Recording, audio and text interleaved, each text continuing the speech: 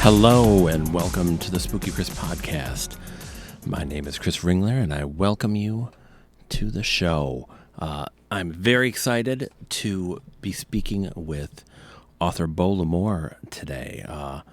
Beau Lamore is an author, art director, editor, and more. He's been involved in bringing his father, famed author Louis L'Amour's work to new generations via publications and adaptations. And together, father and son bring in the new book Sky Ring Water, a story of espionage and danger set during the Cold War.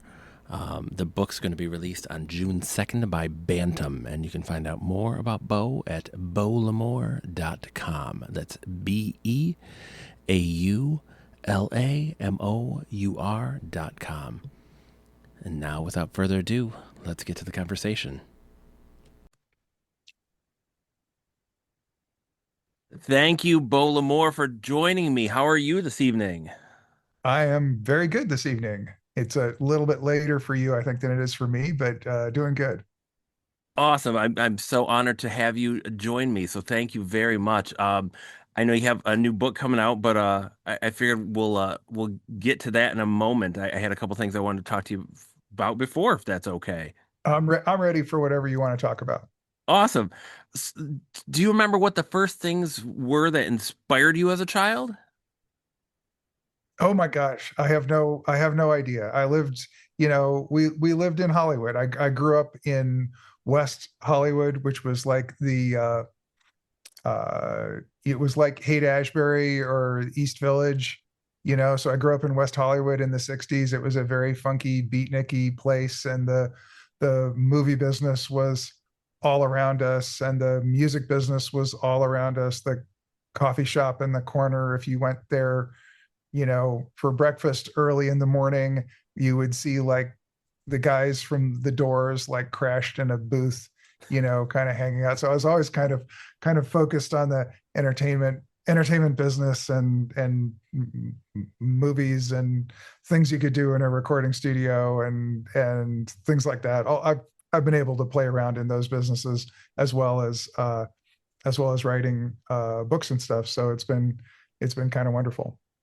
That's amazing. Yeah, I in reading your bio, it's yeah, you definitely had a fascinating youth growing up, like to be sure. Um, do you recall any of the books that you were reading when you were younger, or even just like as you got older, like what was kind of, on the shelf? That's an interesting question because my father read to my sister and I from I think before we could understand language until uh, oh, I don't know, until I was able to drive myself to high school at 16. And so he would read things that he was into for his work, and sometimes he'd read things that we wanted him to read. So in some ways, I kind of had this like I was an early adopter of audiobooks. My father read to me constantly, and he would read to us in the car to make my sister and I shut up and sit down and let the miles unspool. So, uh, lots of things from his youth, but I mean, I can remember being very intrigued by the Edgar Rice Burroughs Mars series. And I think when I started reading, so I was maybe, oh gosh, maybe 8 or 10 years old. I started reading the Bantam reprints of the Doc Savage magazine novels. And the a wonderful thing about being a Bantam author in the early days is they didn't pay all that much, and we didn't for the first kind of you know half of my childhood. We certainly didn't have an awful lot of money, but Bantam sent us a box of every single book they published. Wow. Okay, so all the books that they published. And when that thing came, it was like Christmas. The whole family like just, tore into that and got everything that they wanted to get, got all kinds of wonderful reading material. So I grew up on all kinds of, great stuff from then in the 1960s. And my dad definitely introduced me to a lot of stuff that had been maybe more popular when he was a kid. So a lot of early to mid 20th century adventure fiction and science fiction and stuff like that. That's amazing. That definitely does sound like getting those boxes would be pretty great. Uh, do you remember what some other family favorites were that would come like in the box, like what everybody liked? I don't really, I remember what I liked, I guess. I've still got a whole bunch of them on the, on the shelves. Um, but yeah, no, I was definitely a science fiction fan in those days, at least up until the days when science fiction began to fade kind of at the end of the 20th century. But I also, like I said, I read a bunch of stuff from my dad's youth, the old translations of the Alexandre Dumas, Three Musketeers, Count of Monte Cristo, um, and a bunch of other stuff like that. It was great. Uh, I don't know. It was just great growing up with that stuff. Oh, I can imagine that would be, and that's a great era for the kind of dime store paperbacks, like Absolutely. like a Absolutely. great time. Now, are there lessons from your father that that when you're growing up that you still kind of cling to? To a certain extent, it's funny. I think a lot of his fans got a lot of, uh, collected a certain amount of wisdom from his writing, but I don't know that I necessarily got as much. You're always kind of jaded about the people that you're around. I think my dad's biggest lesson was probably nothing he ever tried to teach, but just something that was an example. He worked 7 days a week. It was like, get your butt in the seat, do your job. Um, don't don't ever stop. And that was, that was very important. It was maybe around the time I was 16 or 17 years old that his fortunes improved enormously. Basically, what happened is he had so many books in the marketplace, and unlike many authors, his books to this day have never gone out of print. Wow. And so every new book that came out promoted all the old books. And at a certain point, when he had 10 books in the marketplace, when he had 20 books in the marketplace, it didn't make all that difference. But 30 or 40 or something like that, it's like uh, our family fortunes changed quite a bit when I was in my early teens. And it was just because of the kind of logarithmic progression of, of all of that. And my dad was in his 60s, so it was a long haul before he became a somewhat successful guy. And then it proceeded to get better and better very, very quickly. Which was wonderful, but it was the lesson there was, you do your work for as long as it takes, whether that's as many hours in the day, as many years, or whatever it is. That's awesome. Now you have an absolutely just fascinating amount of things that you've been involved in. How did you get involved in illustration? Well, a lot of it comes from particularly in the so I got involved with so let me back up. I went to public high school, public schools around Los Angeles. I got accepted to California Institute of the Arts. I went there and I have an MFA in, not an MFA, a BFA. And and when I got out of Cal Arts, tried working in the film business, which I have done on and off. But I also, I had a general bachelor's of fine arts. I had an education in, painting and illustration and all kinds of stuff like that. And I wasn't particularly happy with what was going on with the covers on my dad's books. And so I sort of jumped in there and started bugging the publisher. And after a while, the people in the art department were comfortable enough with me and that I knew what I was doing, so that they were just like, you talk to the artist.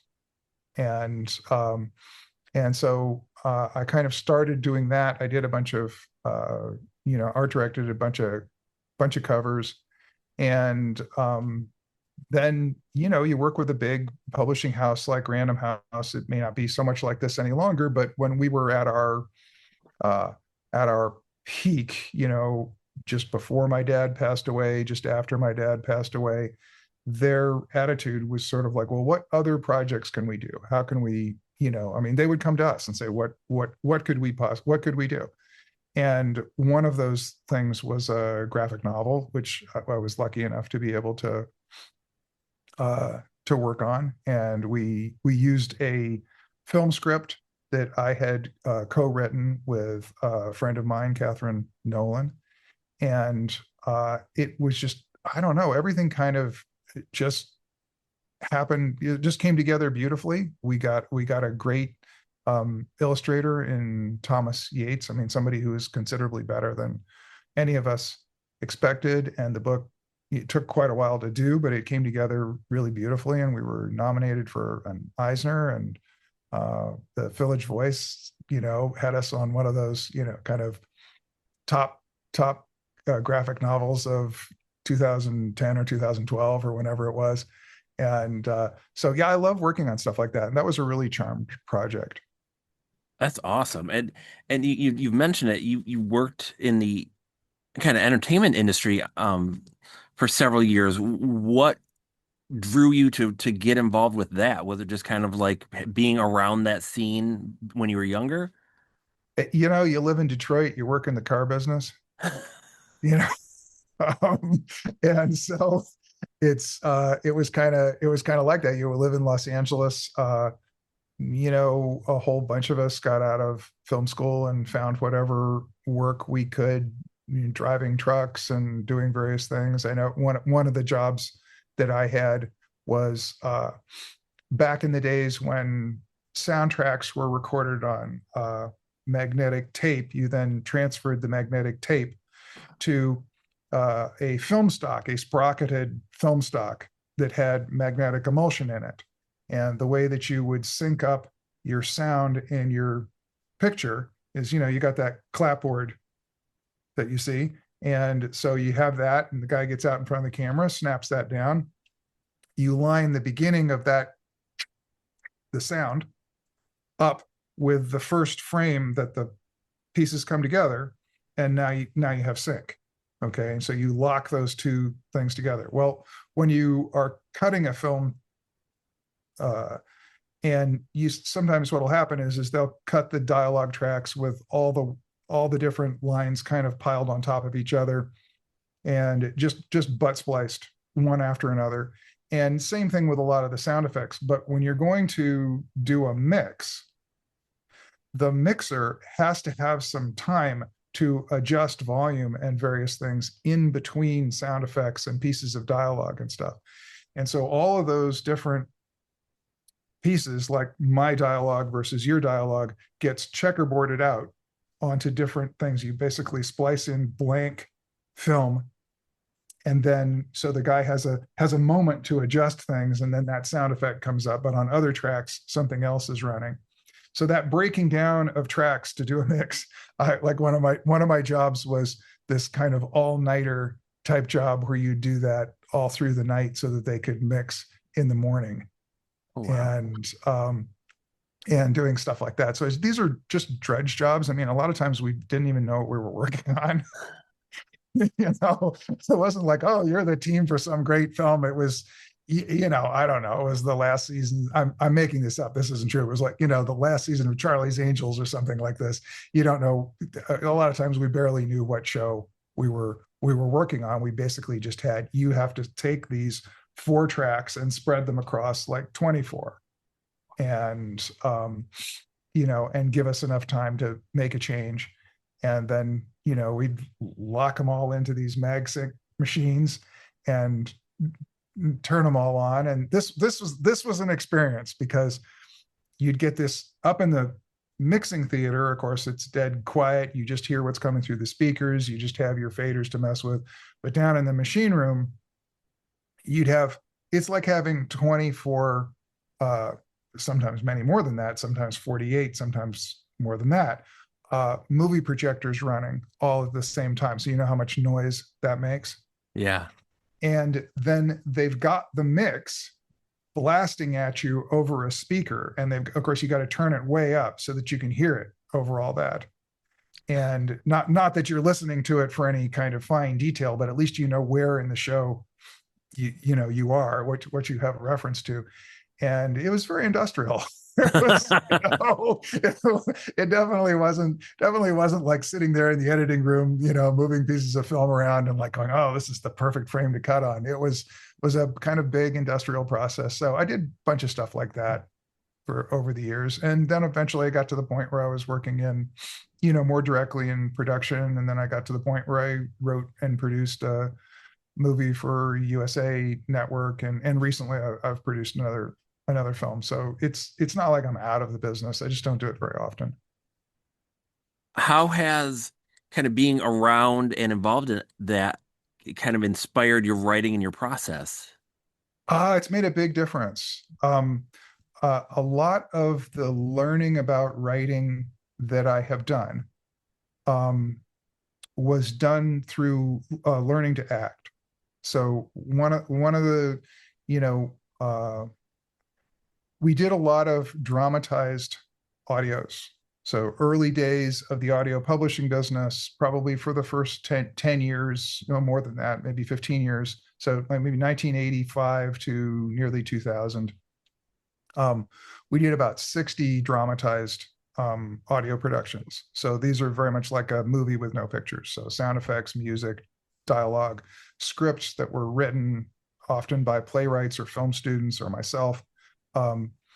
And in trying to learn how to write that stuff best, and I wrote and produced and directed a bunch of those.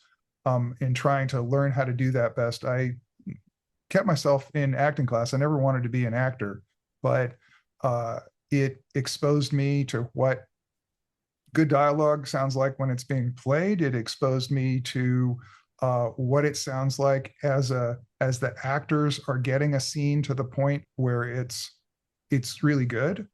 And then sometimes beyond that, you could see where a scene had basically been worked too hard. And so I stayed in class for on and off for about 20 years. And knowing what an actor needed me to provide as a writer, the tools that the actor needed for me to provide in a script was super, super useful. It just sort of, you don't necessarily do it the same thing in fiction. The big difference between sort of fiction and drama is drama, you have to condense the number of scenes that you deal with because otherwise it'll be ridiculously long. But those scenes have to be played out quite completely. If you miss a step, if you miss a beat, if you jump too far from one spot to another, the actor loses their connection with the material. They can't play it through. In writing fiction, you kind of jump through to the high spots of the dialogue and you use the narrator to bridge the gaps. And so it's very difficult usually to perform fiction writing as an actor because your approach to it is the dialogue isn't all there. Every piece isn't there. As a screenwriter, as a playwright, you're basically creating a ladder, and every rung of logic, every rung of, let's call it emotional logic, needs to be in place for the actor to follow that trajectory. If one of them's missing, maybe they can make the jump, maybe they can't. If two of them are missing, forget it. And I learned a lot from that. I learned a lot from being able to do it. So every other month I was in production in New York. And so six times a year, I would take a script that I had worked on either as a writer or with the writer, and I would go to New York and I would see 60 or 80 actors audition on scenes of that script. And when you get into an audition and 45 actors do it poorly, it's not them. it's you. And it's if and I also learned that you could get to the point where the majority of the actors who were auditioning for it could do pretty much what you were looking for. Not, I mean, it's not perfect, not every single detail, but they'd all be headed in the right direction. And you could write that. You could write a script that was actor proof. You could write a script that was director proof. Not perfectly, but close. And so just having this constant exposure to it's a lot. It's a lot. My father got started writing for the pulp magazines, and they didn't have the highest editorial standards in the whole world. They were buying a lot of stuff, and he got a chance to practice over and over doing what he wanted to do and getting better and better with people who weren't going to say, no, you have to be perfect or you're failing and we won't pay you and you are nobody and you'll never have a job. There's an actual professional environment that you can work in where you'll actually learn things as you go. I feel too many things writing novels these days, making movies these days. A lot of these things are you're either a genius or you're useless. And if you're not a genius right away, nobody's got any time for you. So it was a wonderful place to learn something.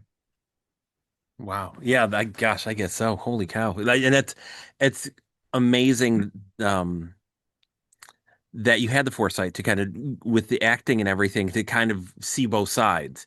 Because I think a lot of folks Yeah, yeah. don't think of it that way. They think of it like this is you perform my work without seeing that like, well, it has to be performable. In film and theater, the actor, as a writer in film and theater, the actor is your customer. I mean, you'd like to feel like it was the people who went to the theater, but your first customer is the actor. And you got to give your customer what they can work with, what they want, you know. That's amazing. I've never thought of it that way. That's amazing. So let's get to the book. Sure. You have a new book out, collaboration with your father called Skyring Water. Can you tell me I about it? I even have a copy of it. Ah, awesome. There we go. Awesome. Now, can you tell me about it? Yes. Um, I'm probably better if I were to go ahead and read the copy because I went to some trouble to write good copy and and Perfect. if I start telling you the story, I'll geek out on the parts that I'm in love with, and I won't sell it as well as when I really buckle down to sell it well. So here we go. I'm going to read it. Louis and Beau L'Amour present a collaboration across time, an epic novel of Cold War suspense, a pair of unlikely heroes, a woman without a name, and the undefeated agents of the Third Reich find themselves locked in a deadly race to control the greatest secret of the 20th century. It is 1961. The world is on the brink of nuclear war. Empires are crumbling. Walls are dividing nations. And in Barcelona, chaos is unleashed when a rogue officer of the East German Stasi attempts to blackmail a pair of struggling arms dealers. The secret, 30 tons of stolen gold hidden in an icebound wilderness at the end of the world. Mike Fowler is a former Navy salvage diver and OSS assassin. Anton Voss is an expatriate German scientist whose past grows darker the closer anyone looks. Once they might have been enemies, yet the two share an inseparable bond. They have saved each other's lives. But all of that is put at risk when Mike discovers Anton standing over a midnight visitor with a gun in his hand. Now they're on the run and allied with gangsters pursued by the CIA, Israeli intelligence, and a shadowy cabal bent on creating an invisible empire. The trail leads from the rain-soaked docks of Marseille to the futuristic towers of Caracas and the ruins of a secret island laboratory in Argentine Patagonia. The only way for Mike Fowler to save his oldest friends and the woman he loves is to unlock a decades-old mystery buried in his partner's Nazi past before it destroys them all. I mean, and it's amazing 'cause because you did nail it, and it's interesting how how you said you're kind of a fan of kind of the thriller fiction. of that era, and it really captures that where like you really kind of nail the huge stakes, but like heart, human heart at the center of it that drives it. So that's great. So you got to tell me that what do you geek out about with it? Because Oh, I'll just, I'll get anyone who's read it will know that whether I didn't start out this way, but that I turned into like a submarine and marine salvage technical geek. That I just, I started trying to figure out how to do this thing. Basically, these people have to uh, raise a pressurized submarine. So a sub that's full of air. So you have to get to it from the outside as a diver, and then you basically have to do what it takes to get this thing onto the surface. So this is not the way salvage is done generally.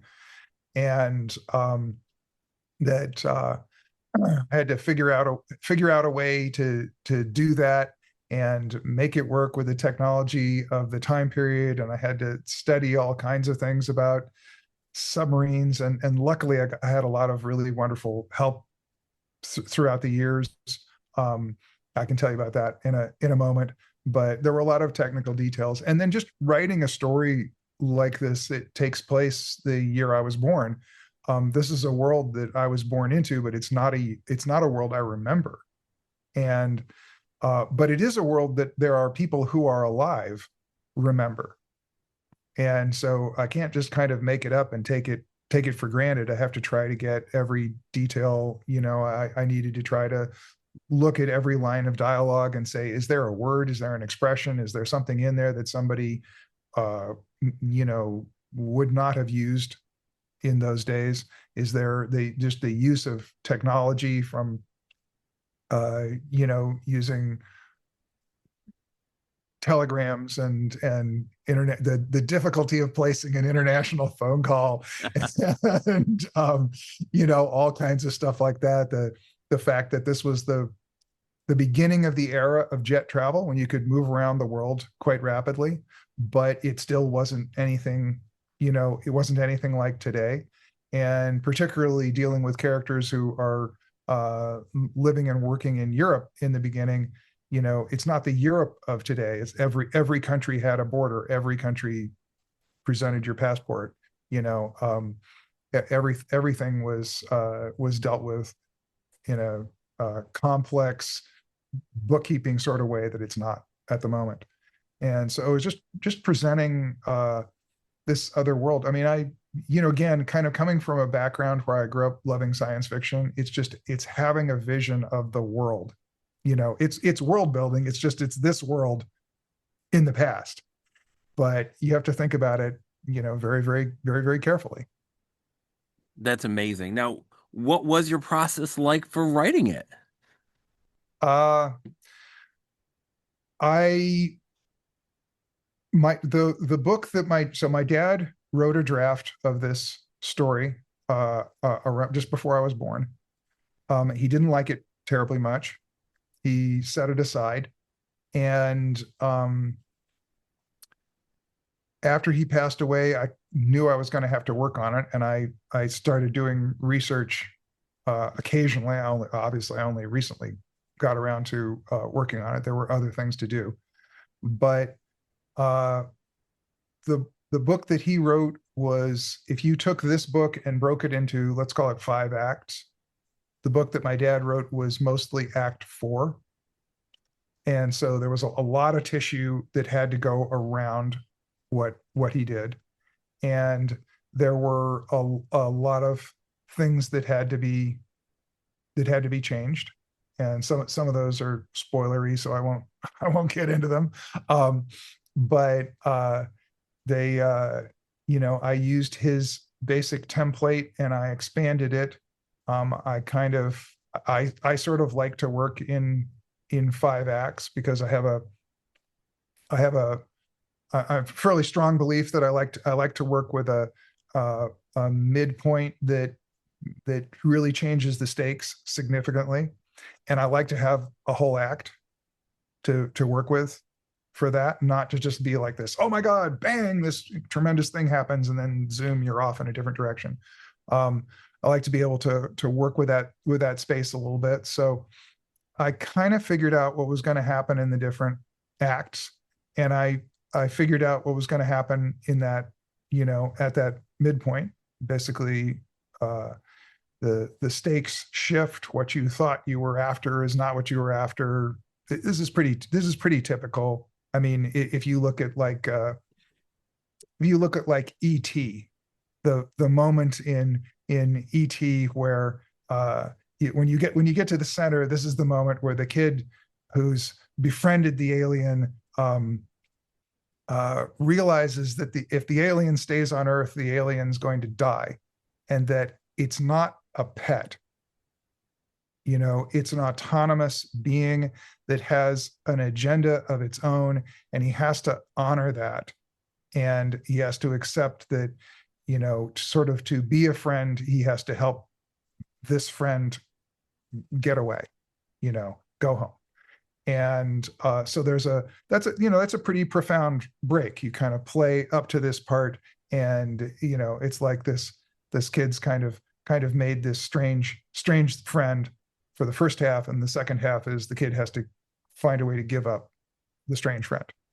And so it's I like to find that hinge point to a story, and that kind of unlocks all the things that are going to happen in the story. And so found that, work it out, and just start writing. And a lot of the story is really me approaching the same problems that the characters have, and just trying to figure out what I would do with it. I mean, when we got to the point where we were salvaging the sub late in the story, I had a friend, still have a friend, who was a SEAL attached to a sub crew during the Vietnam War. And so it was a diesel electric, not a nuclear sub. So it was a diesel electric sub, like the sub in the book. And one of the incredible things that submarine crews do, even the SEALs, even the combat guys, is they cross-train with the crew. So they learn the basics of everybody's job.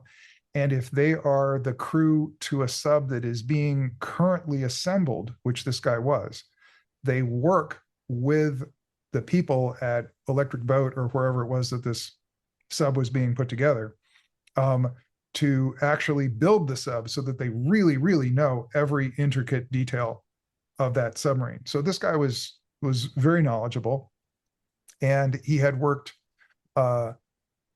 he had done some salvage diving. He was very aware of all of the equipment and everything. And so we basically sat down with like the schematics of the submarine and manuals that had been copied by the Navy after World War II, translation of the German manuals and stuff. And we started trying to figure out how to raise this thing up. And the mistakes that the characters make in the book are mistakes that he and I made as we were trying to figure it out. And then we kind of went, oh, no, that won't work, and he's like saying, oh, I'm sorry about that. I'm like, no, don't, I'm going to put that in the book. That's going to be part of the book too. So, it's just problem solving. A lot of it, just problem solving.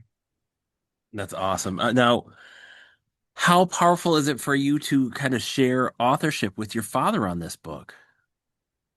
It's kind of wonderful, but I started out art directing his covers, and then I produced and wrote and directed a bunch of his audios, and I've worked on a couple of his movies, and so it's not new territory for me.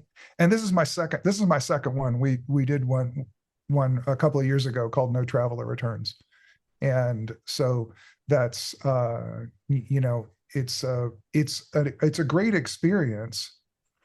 It was interesting this time because this one was me trying to write the best version of this story from the very beginning. Whereas in the past, a lot of times what I've done is I've taken pieces of him and I've done bridging material, and what I've tried to do is kind of assemble a puzzle of Louis L'Amour pieces with as little of my own involvement as possible, because that was the best way to do those. This one really had to be written just page one, start writing, go all the way to the end. So it was a much more complete version than some of the others, and it's wonderful to kind of have that close experience. But it's not my first rodeo. Okay. That's amazing. Yeah, I hadn't realized that you'd had another one out with him. Now what do you hope readers take away from this? I hope they just have a great time. I hope we've written a dense enough story so that you can read it several times and enjoy it and get more things out of it. It's definitely chock full of Easter eggs. if you're if you're familiar with the history, if you're interested in these subjects, it's like the deeper, if you read the book and do a little bit of research, if you kind of know what you're talking about, it's like the more layers you scrape away, I hope the more interesting details you'll find. So I'd like to make it a multiple time entertainment experience. That's awesome. Now, do you ever kind of daydream a little about what an adaptation might look like?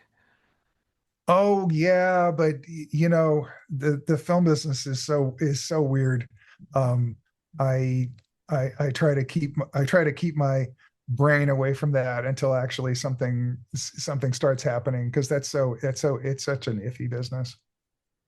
No, I can understand that. Like that's probably probably wise. So how can folks so it comes out June 2nd. Right. How can they follow your work and track down the book? Tracking down the book and learning a lot more about it, they can go to skyringwater.com. That website's almost like a whole owner's manual on the book. There's all kinds of information there.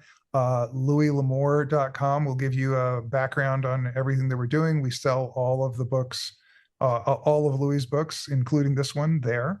But you can also reach that from skyringwater.com. So those two websites will take you wherever you want to go. We do Facebook and Instagram and other things like that. But if you're into following people on those things, I would say sign up. But the main information sites would be those two website URLs. Fantastic. I cannot thank you enough for making some time for me, and I wish you all the best with this book. It sounds like it's going to be a heck of a read. Thank you. I feel exactly the same way. I thank you very much for making time for me, and I really appreciate it. Thank you. You take care, sir. Thank you. Take care. Bye. I want to thank Beau Lamore for making some time with me. That was amazing. Just so much, just fascinating information and just great stuff. And I think his book, if you are a fan of thrillers and adventure books, that sounds like it's going to be a heck of a read.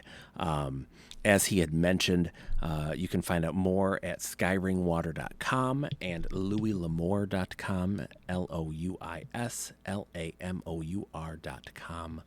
The book comes out June 2nd, and it sounds like it's going to be terrific. As for myself, you can find everything about me at spookychris.com, all of my podcasts, all of my reviews, all of the links to my own books and everything else. I thank you for listening, and you can find this and every other podcast on your least favorite podcasting apps, and I will speak to you soon. Take care.